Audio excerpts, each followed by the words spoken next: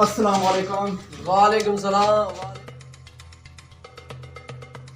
बाबू खैर त है?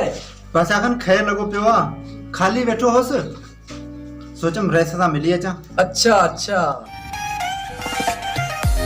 हेलो जी जी बा। हाँ 5 कटा राशन जा पिया न, अच खणी वञे। हाँ ऐं ॿियो ॿुध, ख़्याल सां कंहिंखे ख़बर न पवे। ऐं हा रईस साजन खे बि चइजां त अचे 5 कटा खणी वञे। ऐं ॿुध, ख़्याल सां कंहिंखे ख़बर न पवे त रईस बादशाह खान राशन विराए पियो, इहो ज़हन में रखजां, ठीकु है न बाबा?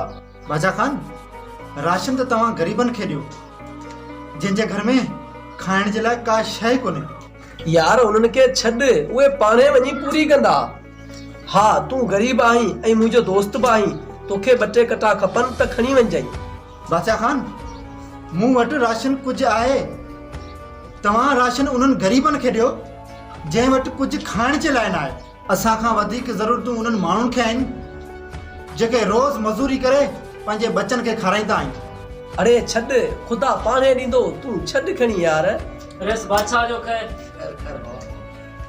साईं, असां कल्ह खां वठी पेट बुखिया वेठा आहियूं, मूंखे मुंहिंजे ज़मीन इजाज़त कोन ॾिनी त वञा, पर नंढड़े बच्चनि जूं अखियूं ॾिसी मूंखां बर्दाश्त कोन थियो।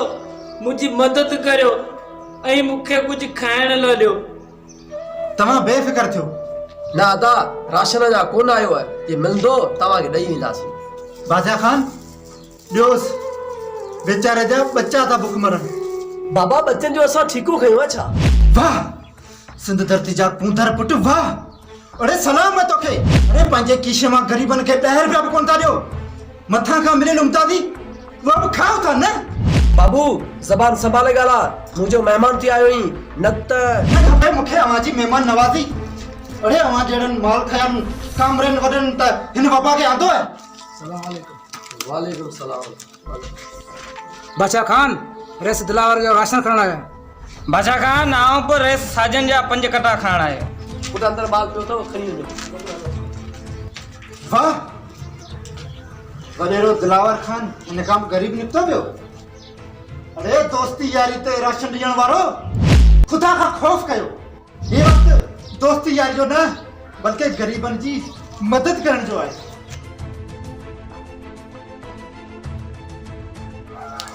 अच्छा फोटो कढंदो वञो, सेल्फियूं कढाए पोइ वञो। ही कामरेड ख़ुदा खे अहमियत न बल्कि सेल्फियुनि खे अहमियत ॾिना आहिनि।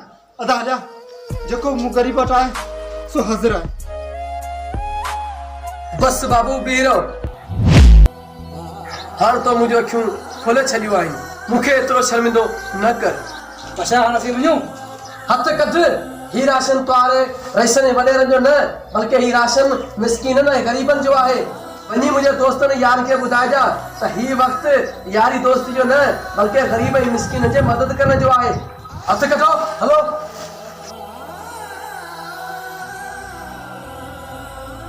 या अल्लाह मुंहिंजे गुनाहनि खे माफ़ फरमा।